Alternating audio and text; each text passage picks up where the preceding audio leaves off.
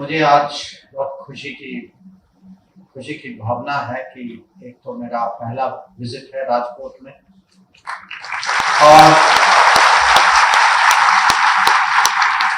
और आज राष्ट्रीय एकता मंच ने मुझे निमंत्रित करके फिर से मुझे गुजरात आने का एक अवसर दिया है। ये भी बहुत खुशी की बात है। मुझे बताया गया कि इस कार्यक्रम का थीम जो है भारत भाग्य विधाता है, तो भारत के भाग्य के विषय पे तो मैं कुछ विचार रखूंगा आपके सामने, पर मैं अपने भाग्य की भी बात सोच रहा हूं कि मेरे भाग्य में लिखा था कि मैं गुजरात आऊं, आप लोगों से जुड़ूं, आपका संसद में प्रतिनिधि बनूं, और क्योंकि मैं राजकोट पहली बार आ रहा हूं, मैं आप सबको मैं आभार प्रकट करना चाहता हूं। किसी देश का भाग्य, हर देश का भाग्य जो है देश की जनता जनार्दन व्यक्ति उनके हाथ में है, और जहां भी लोकतंत्र हो ये भाग्य जो है हर 5 साल रिफ्रेश होता है, रिन्यू होता है। इसमें एक नई ऊर्जा, एक नई प्रतिबद्धता दिखाई देती है, और जब जनता जनार्दन अपनी मन बनाती है वो 2 चीज देखते हैं, एक कि ग्राउंड में डिलीवरी क्या है और दूसरा देश के लिए विजन लीडरशिप क्या है। अब पिछले 10 साल में हमने डिलीवरी ऑन द ग्राउंड भी देखी है, हमने विजन लीडरशिप भी देखा है, और मुझे लगता है कि हमारे भाग्य में ये जरूर लिखा है कि हम जो है विकसित भारत की ओर अमृतकाल में बढ़े। इसमें मुझे कोई डाउट नहीं कि हमारा देश आगे बढ़ता जाएगा, और पर ये ऑटोमेटिकली नहीं बढ़ेगा, हमें इसके लिए परिश्रम करना होगा, हमें अपने नेतृत्व जो भी लीडर्स हैं उनको सपोर्ट देना होगा, उनके साइड से देश को उन्हें एक किस्म से प्रोत्साहित करना होगा कि ये टीम पूरे 140 करोड़ भारतीय नागरिकों की एक टीम एफर्ट है। अब पिछले दशक में, पिछले 2014 के बाद आगे के रास्ते का एक फाउंडेशन, एक बुनियाद बन गया है, और उसके आधार पे जो भी पिछले 10 साल में जो प्रगति हुई है, ये प्रगति अगले 25 साल के सफर के लिए एक बुनियाद है। और क्योंकि एक किस्म से ये बेस इतना मजबूत बेस बन चुका है, हमें पूरा विश्वास है कि अमृतकाल की यात्रा में हम बिल्कुल सफल रहेंगे, और हम जो है इस 25 साल में खाली विकसित भारत नहीं बनाना चाहते, हम समावेशी भारत भी बनाना चाहते हैं कि हर सेक्शन, हर वर्ग को हम साथ ले जाना चाहते हैं। जहां प्रगति हो, जहां उन्नति हो, ये हर कोने कोने तक पहुंचना चाहिए। अब ये जो परिवर्तन जो आ रहा है और जो पिछले 10 साल में हो चुका है, इसका एक दुनिया में बहुत स्ट्रॉन्ग इम्पैक्ट, एक प्रभाव दिखाई दे रहा है। और ये मैं जानता हूं क्योंकि विदेश मंत्री होने के नाते मैं हर महीने मुझे 4-5 देश जाने का अवसर मिलता है, मैं दूसरों से बात करता हूँ, दुनिया की मूड एक किस्म से मैं देखता हूँ कि पहले हमारे बारे में लोग क्या सोचते थे, क्या कहते थे, अभी क्या सोच है, और जो भी देश में जो परिवर्तन हुआ है, मैं आपको ये बताना चाहता हूँ कि ये जो है दुनिया की सोच में भी उस परिवर्तन का प्रभाव अभी हमें सामने दिखाई दे। तो जो मुझे इंट्रोड्यूस कर रहे थे, उन्होंने कहा कि मैंने किताब लिखी है अभी कि वाई भारत मैटर्स, और इसका अभी गुजराती ट्रांसलेशन भी निकलेगा, तो आप थोड़ा इसका इंतजार करिए, वो भी आएगा। वाई भारत मैटर्स मैं आपको आज समझाना चाहता हूँ, आपके सामने रखना चाहता हूँ कि हमारा जो है दुनिया पे प्रभाव क्या है, आज हमारे बारे में दुनिया क्या कहती है, क्या सोचती है। अब मैंने कहा कि जनता एक किस्म से हर देश की छवि जो दुनिया में बनती है वो जनता बनाती है, जो उस समय के लीडर हैं वो करते हैं। और इसमें मैं कभी कभी सोचता हूं कि ये इतना स्वाभाविक है कि देश का विदेश मंत्री गुजरात का एमपी हो, क्योंकि गुजराती सबसे ग्लोबलाइज्ड लोग। अगर दुनिया में भारत की छवि बनी है तो इसमें बहुत बड़ा हिस्सा जो है गुजरातियों का है। ऐसा कोई देश नहीं है जहां गुजराती नहीं पहुंचे। और ये बहुत मैं खुद अपने अनुभव से कहता हूँ कि जब देश से बाहर जाते हैं, कहीं और जाते हैं, जो भारत के बारे में सोचते हैं, भारत उनके लिए जरूर देश का नाम तो होता है, पर सब लोग जो हैं जब किसी और देश के बारे में सोचते हैं वो किसी व्यक्ति के बारे में सोचते हैं, जिनको वो जानते हैं, जिनकी जान पहचान है, जो उनका अनुभव है, वो अनुभव जो है वो कंट्री पे ट्रांसफर करते हैं।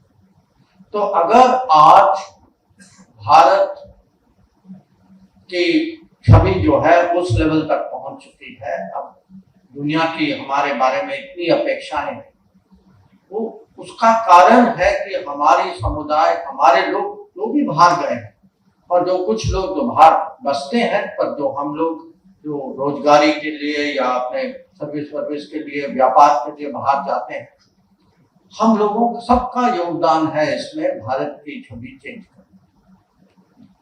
और कभी कभी इतिहास ऐसी चीजें होती हैं कि एक ऐसा कुछ किया, वो माने दशकों से उसका इम्पैक्ट चलता जाता है। आज भी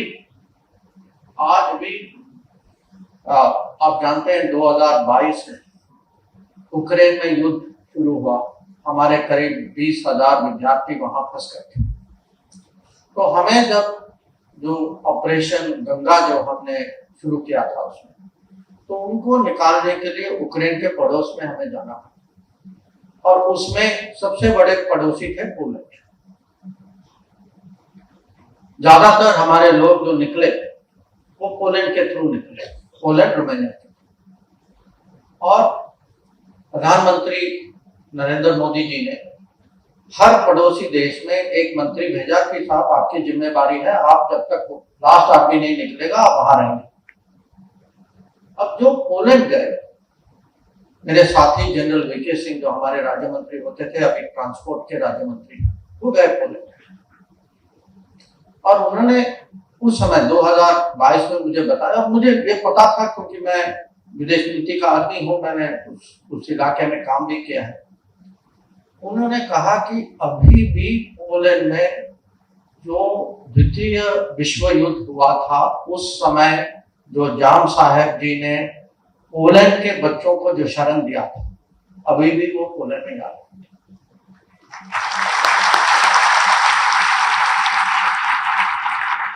तो जब वो गए तो पोलैंड में उन्होंने सुना, लोगों ने कहा कि हमें वो एहसान चुकाने का ये मौका। तो आप सोचिए कि हम लोग अपने देश में कुछ भी करते हैं, पॉजिटिव करते हैं, प्रगति हो, उन्नति हो, किसी का भला करते हैं, कहीं ना कहीं ये सब दुनिया के दिमाग में रजिस्टर होते हैं। तो आज मैं आपके सामने 4-5 पॉइंट रखना चाहता हूं कि आज जो है हम दुनिया को कैसे इम्पैक्ट। पहली बात तो है कि एक समय था जहां ये कहा जाता था कि अगर आप हाई ग्रोथ देखना चाहते हैं तो भाई डेमोक्रेसी की तरफ नहीं चले, डेमोक्रेसी में कभी होगा नहीं, ये लोग झगड़ते रहेंगे, बृहस्पति रहेगी, विवाद होता रहेगा। तो हाई ग्रोथ जो है उसके लिए आप थोड़े अथॉरिटेरियन, जैसे कुछ और देश हैं, मैं नाम नहीं लेना चाहता पर आप भी सब जानते ही हैं, कि आप दूसरी जगह देखें। अब हमने पिछले 10 साल में ये साबित किया है कि डेमोक्रेसी कैन डिलीवर, कि आज जो है ये भारत जो कोविड के बावजूद, क्योंकि बहुत सारे देश जो हैं अभी तक उनकी कोविड के बाद, महामारी के बाद उनकी इकोनॉमिक रिकवरी नहीं हुई, कि कोविड के बाद अगर फिर से हम अभी 7% ग्रोथ की तरफ बढ़ रहे हैं तो दुनिया सोचती है कि भाई ये सचमुच कमाल की बात है। और ये खाली ग्रोथ की नहीं, जैसे मैंने कहा समावेशी भारत, वो देखते हैं कि आज क्योंकि हमारे यहाँ गवर्नेंस की इम्प्रूवमेंट इतनी हुई है, डिजिटल जो बैकबोन जो बना है, उसके कारण अगर आप सरकार की योजनाएं देखेंगे, हर योजना जो है, एक योजना जो है, कभी कभी आप 1 करोड़ वंदे भारत की बात कर रहे हैं, आप सोचिए कि अन्न योजना जो है इसके लाभार्थी 80 करोड़ लोग, 80 करोड़ का मतलब कि आप पूरे यूरोप और अमेरिका को अनाज दें।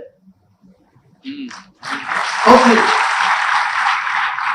जब मुद्रा लोन लेना है, मुद्रा लोन के लाभार्थी जो है वो मेरे ख्याल से 41 या 42 करोड़।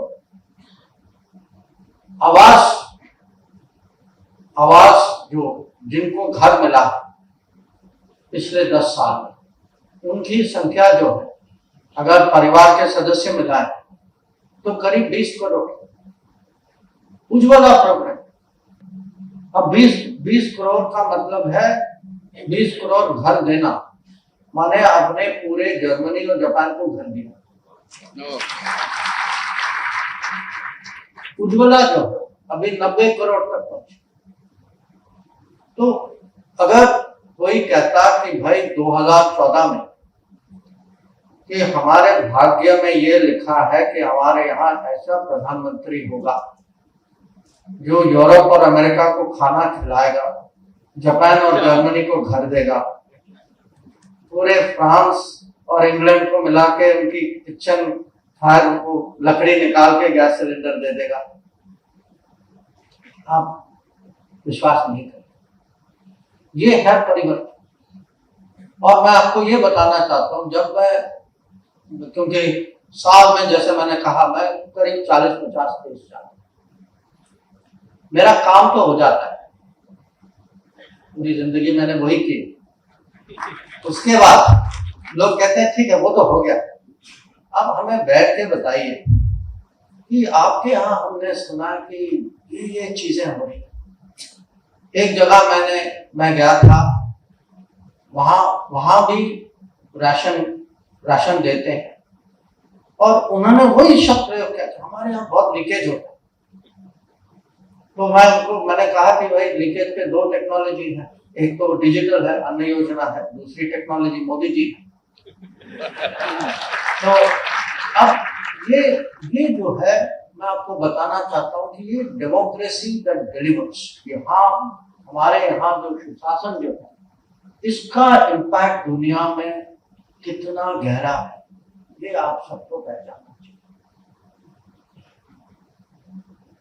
दूसरी विषय जो है वो इकोनॉमी की है। अभी हम $4 ट्रिलियन जीडीपी की तरफ बढ़ रहे हैं। हमें पूरी अपेक्षा है कि कुछ ही साल में हम 5 की तरफ जाएंगे, और अभी हमारा नंबर 5वां है दुनिया में। 2014 में 11वें नंबर पे थे, हम 11 से 5 तक आ चुके हैं, और मुझे लगता है कि 2-3 साल में हम जापान और जर्मनी को ओवरटेक कर 3रे नंबर पे पहुंच जाएंगे। और अगर आप जो, और ये बहुत सीरियस लोगों जिन्होंने स्टडी किया है इसको, उनका मानना है कि अमृत का अगले 25 साल में ये 5 ट्रिलियन जो है कम से कम 30 ट्रिलियन जाएगा। और गोल्डमैन सैक्स का कहना है कि 2075 तक हम जो है दुनिया के 2nd बिगेस्ट इकोनॉमी होंगे। हमारा जीडीपी जो है 52 ट्रिलियन से ऊपर। अब दुनिया के इकोनॉमिस्ट जो भी बाकी देश जो हैं, उनके पॉलिसी मेकर्स जो हैं, उनके बैंकर्स जो हैं, जो उद्योग की दुनिया के हैं, जो व्यापार की दुनिया के हैं, ये अब जानते हैं कि अगर अभी एक कोई गो टू प्लेस है वो इंडिया है। तो आज जो है भारत को कैसे भारत की एक्सेस टैलेंट, भारत की मार्केट को कैसे एक्सेस करें, ये दुनिया के मन में। और दुनिया ये भी मानती है कि भारत एक किस्म से, क्योंकि हम आज फास्टेस्ट ग्रोइंग लार्ज इकोनॉमी है, कि भारत एक इंजन बन सकता है दुनिया के ग्रोथ कि अगर अगले 10 साल की दुनिया की ग्रोथ देखें, इसमें भारत का कितना हिस्सा होगा। ये हिस्सा जो है अब ये हर साल ये बढ़ रहा है। अब ग्रोथ के अलावा दुनिया के सामने और भी चुनौतियां। एक चुनौती है कि महामारी के समय में दुनिया को अचानक समझ आया कि भाई हम सब, पूरी दुनिया जो है एक देश पर निर्भर है कि कोई भी सप्लाई चेन वो उस देश तक पहुंचती। तो क्या हुआ, जब महामारी शुरू हुई और उस देश ने अपना दुकान बंद कर दिया, पूरी दुनिया एक किस्म से संकट में पड़ी। तो अभी जो है, अगर मैं कहूँगा अंतरराष्ट्रीय स्तर पर अगर कोई अभी बातचीत चल रही है, इकोनॉमी की बातचीत चल रही है, ये है कि आगे से ये कभी होने नहीं देगा कि हम अलग अलग सप्लाई चेन बनाए, अलग जो फैक्ट्रियां जो हैं एक जगह न लगे, अलग देशों में लगे, अलग कॉन्टिनेंट में लगे। और जब तक अलग अलग जो कहते हैं रेसिलिएंट, माने आप सप्लाई चेन को रिप्लिकेट ना करें, क्योंकि ये माने ये कोई रॉकेट साइंस नहीं। हर व्यापारी जानता, कोई भी व्यापारी एक माने सप्लायर पे कभी निर्भर नहीं होता।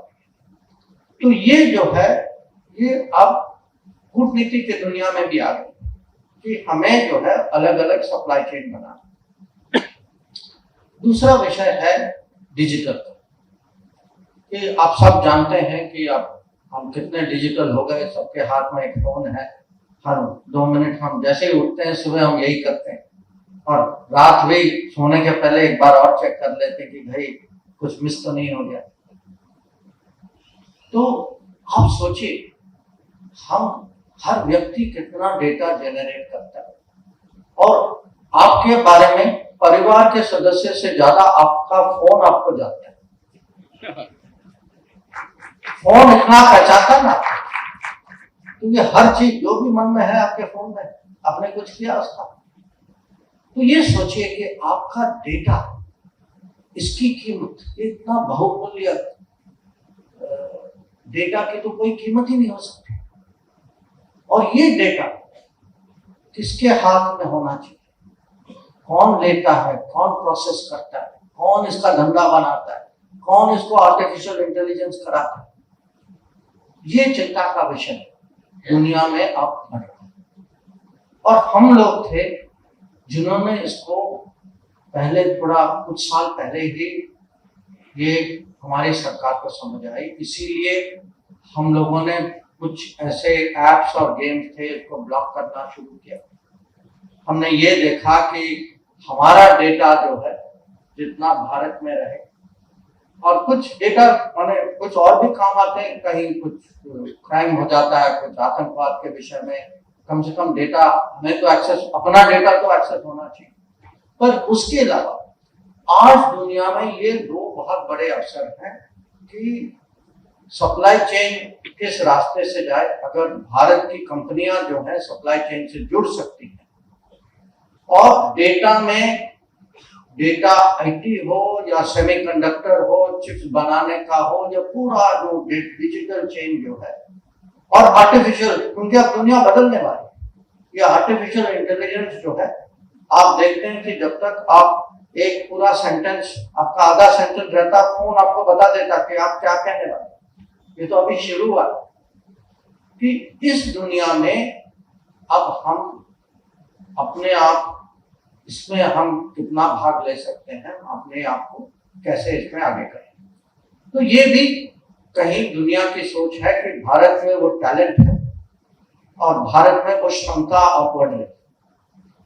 अब जब टैलेंट की बात करते हैं, आपको यह भी समझना चाहिए, और माने गुजरात में ये समझाना मुश्किल नहीं कि दुनिया एक ग्लोबल वर्क प्लेस बन चुकी है, कि वो समय गया जहां हर देश के लोग रोजगारी के लिए अपनी सीमा तक ही रहते थे।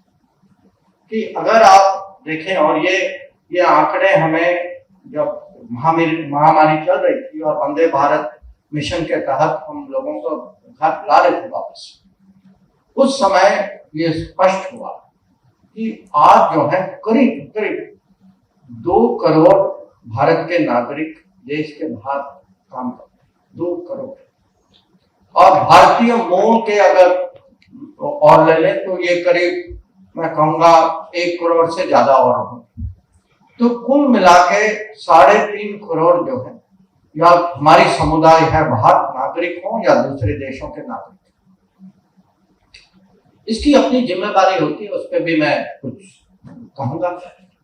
पर आप ये समझिए कि आज जो है, अगर हम अपनी टैलेंट तैयार करें, और एक तो व्यापार, दूसरा इन्वेस्टमेंट, पर काम करने के अवसर जो है, रोजगारी के अवसर आज देश के बाहर भी है, देश में भी है, और ऐसे हैं कि लोग बाहर भी जा सकते हैं, अंदर भी आ सकते हैं। तो एक मोबिलिटी बन रही है। और इसका कारण ये भी है कि विकसित देशों में आबादी जो है बहुत, माने आज बहुत घट है। कि अगर आप यूरोप देखें या जापान देखें, कोरिया में देखें, ये ऐसे देश हैं जहां अलग अलग क्षेत्रों में उनकी सबसे बड़ी चुनौती है कि उनको, उनके यहाँ लोग नहीं। आज एक बहुत बड़ा दुनिया में कंपटीशन चल रहा है सेमीकंडक्टर चिप्स का। लोग कहते हैं कि माने जो असली कंपटीशन दुनिया में होगा, ये चिप्स वॉर होगा, कि जिसके पास और एडवांस चिप्स हैं, जिसके यहाँ वो क्षमता है सेमीकंडक्टर का। और इसमें भी अब दुनिया भारत की तरफ है। हाल ही में आपने पढ़ा होगा कि ये निर्णय लिया गया है कि हम भारत का, अब हमारे यहाँ एक छोटा सा फैब होता था, चंडीगढ़ में होता था, बहुत पुराना था, और जो बनाते थे वो बहुत एक किस्म से आउटडेटेड चिप्स बनाते थे।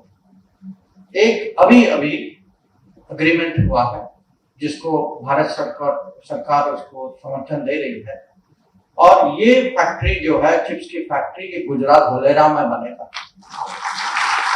और इसके लिए जो तैयारी जो हो रही है, ये आपको समझना चाहिए कि सरकार जो है देश के 104 विश्वविद्यालय में, उनके यहाँ जो इंजीनियरिंग कोर्सेस हैं उसमें परिवर्तन ला रही है, ताकि कुछ सालों में ही करीब, हमारा टारगेट है कि 85,000 इंजीनियर ऐसे आए जो सेमीकंडक्टर इंडस्ट्री के अनुकूल। तो दुनिया ये भी जानती है कि आज जो है भारत में ये टैलेंट है, ये टैलेंट भारत में भी है, ये टैलेंट भारत से बाहर भी आ सकता है, और इसका महत्व दुनिया पहचानती है। अब आबादी की बात करें तो आप ये भी सब जानते हैं कि हम जो है दुनिया के करीब 15-16% है आबादी में। पर इसमें भी थोड़ा ध्यान दीजिएगा, क्योंकि आज पूरे विश्व की एक टारगेट है कि हम अगर डेवलपमेंट की बात करें तो एक सस्टेनेबल डेवलपमेंट गोल्स यूएन ने तय किया था कि हमें 2030 तक यहाँ पहुंचना है, कि लिटरेसी का यहाँ होना चाहिए, हेल्थ में हमें यहाँ पहुंचना चाहिए, रोड इतने बनने चाहिए। तो जो भी एक किस्म से आप कह सकते हैं सोशल मेजरमेंट जो होता है, और ये अगर दुनिया को आगे बढ़ना है तो क्योंकि हम जो है दुनिया के अब आबादी में सबसे नंबर 1 है, और पूरे दुनिया में 15-16% आबादी हमारी है। तो दुनिया ये भी देखती है कि भारत में कितनी प्रगति हुई है। तो जो भी हमारे यहाँ जो हम कहते हैं कि आज, क्योंकि आप जानते हैं कि पिछले दशक में 25 करोड़ लोग जो हैं वो पॉवर्टी से निकले, 25 करोड़।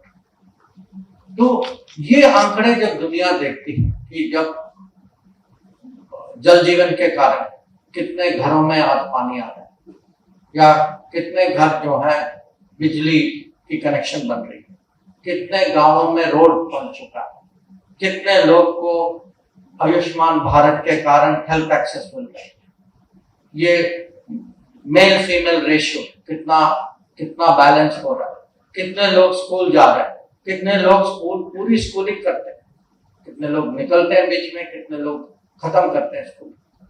तो ये सब जो है इसका जब दुनिया अनुमान लगाती है तो इसमें भी भारत का एक बहुत बड़ा महत्व है, और दुनिया खासकर जो यूएन जैसे एजेंसी है वो उसको पहचानती है। और कोई भी बड़ी दुनिया विश्व के सामने अगर बड़ी चुनौती है, क्लाइमेट की है या डिजिटल की है, क्योंकि लोग जानते हैं कि ये एक देश है जहां आप शुरू करें कुछ, ये आप कह सकते हैं कि आपने लेबोरेटरी में शुरू किया है, आप इस देश में लेबोरेटरी से फील्ड तक ले जा सकते हैं और उस स्केल में कर सकते हैं कि उसके बाद हर देश, दुनिया का हर देश कह सकता है कि अगर भारत में हुआ है तो हम भी कर सकते।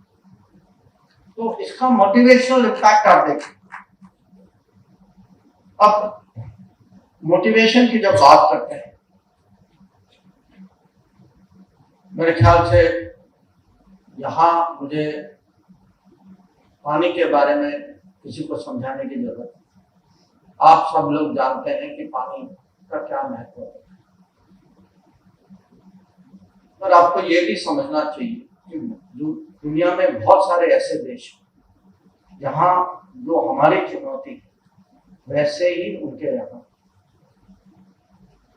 तो जब मैं मोटिवेशन की बात करता हूं, जो भारत का उदाहरण जो है दूसरे देश के, पिछले साल मैं तंजानिया गया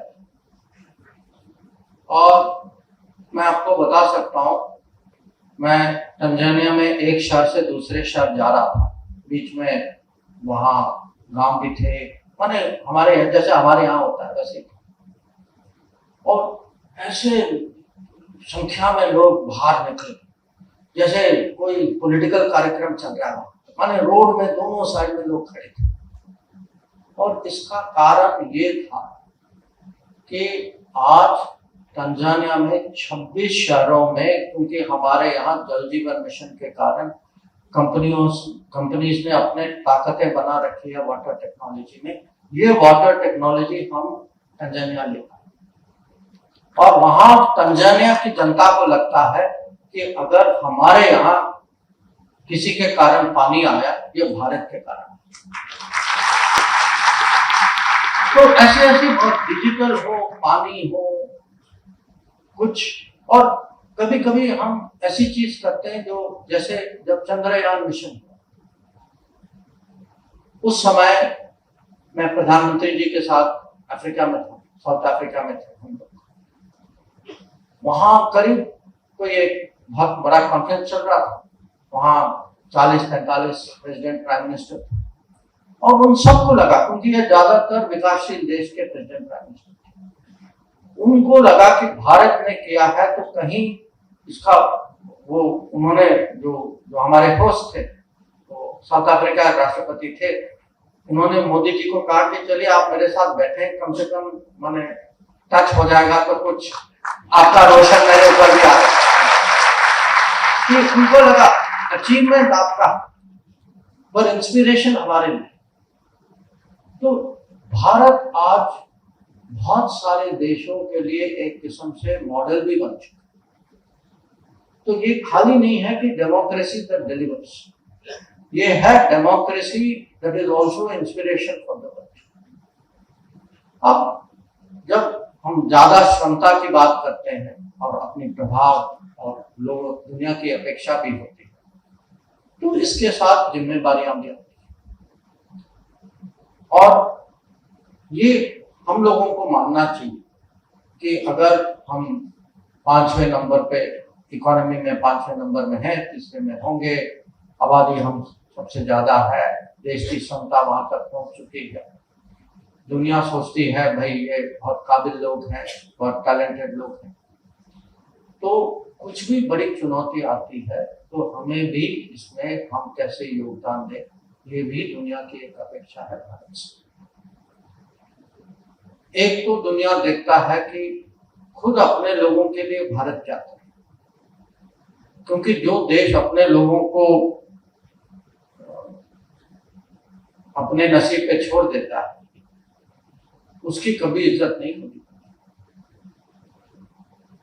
तो यूक्रेन अगर आप देखें, हम लोगों ने उस समय 90 फ्लाइट चलाए थे। कुछ देश 4-5 चला रहे थे, बहुत सारे ने अपने लोगों को वहीं छोड़ दिया, कहा कि भाई आप फंस गए, वहां निकलना आपका फर्ज है, हम आपके लिए ज्यादा कुछ नहीं कर पाएंगे। अब जो यूक्रेन में हुआ वो एक समय का वो एक घटना नहीं थी। अगर आप पिछले 10 साल में देखें, नेपाल का भूकंप हो या यमन में युद्ध हो, हाल ही में सूडान में आप जानते हैं कि आपस में वहां भी एक युद्ध चल रहा था, गाजा में जो हुआ, अफगानिस्तान में जब तालिबान ने कब्जा किया काबुल में तो कुछ लोग शरण लेने भारत आए। तो ये सिस्टम कि हमारे यहाँ हमारे नागरिकों को ये विश्वास दिलाना कि आप एक बार भारत की सीमा छोड़कर दुनिया में बाहर जा रहे हैं तो आप पूरे विश्वास से जाइए कि भारत सरकार आपके साथ है।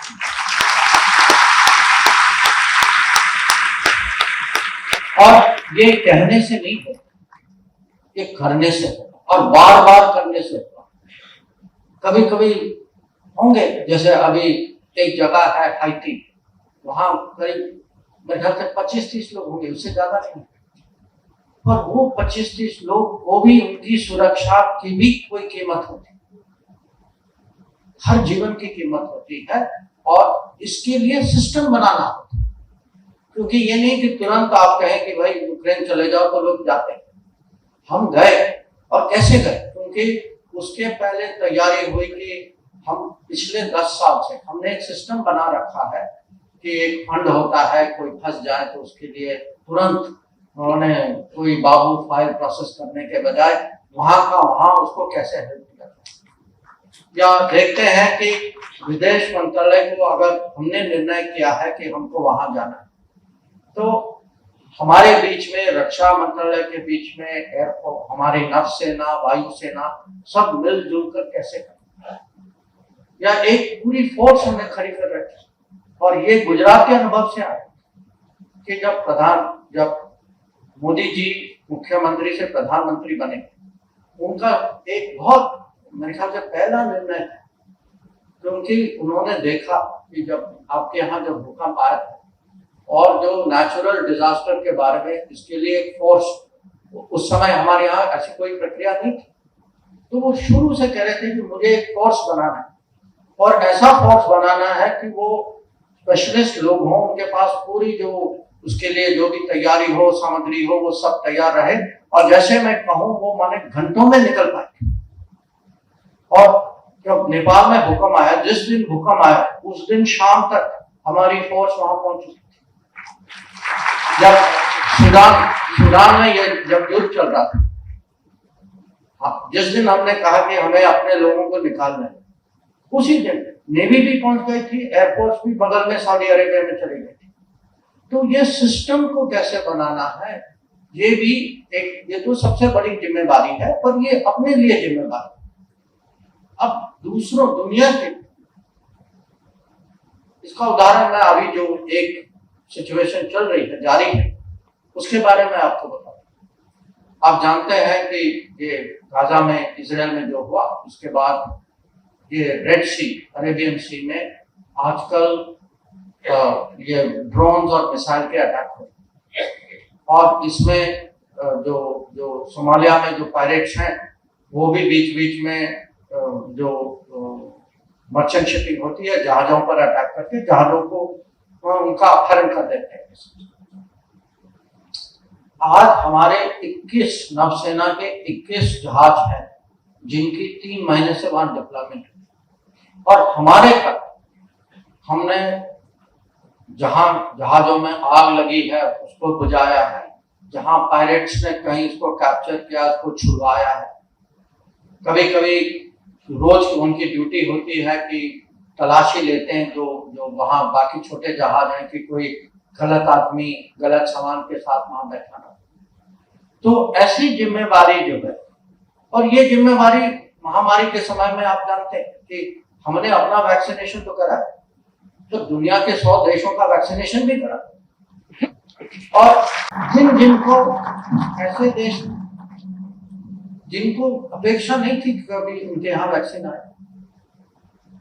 तो एक बार 2 साल पहले जब ये जो कोविड कम हो गया, उस समय आप जानते हैं कि हर साल सितंबर में बहुत सारे लोग न्यूयॉर्क जाते हैं यूएन में। तो ज्यादातर राष्ट्रपति, प्रधानमंत्री, विदेश मंत्री सब लोग वहां यूएन में, ये एक परंपरा है।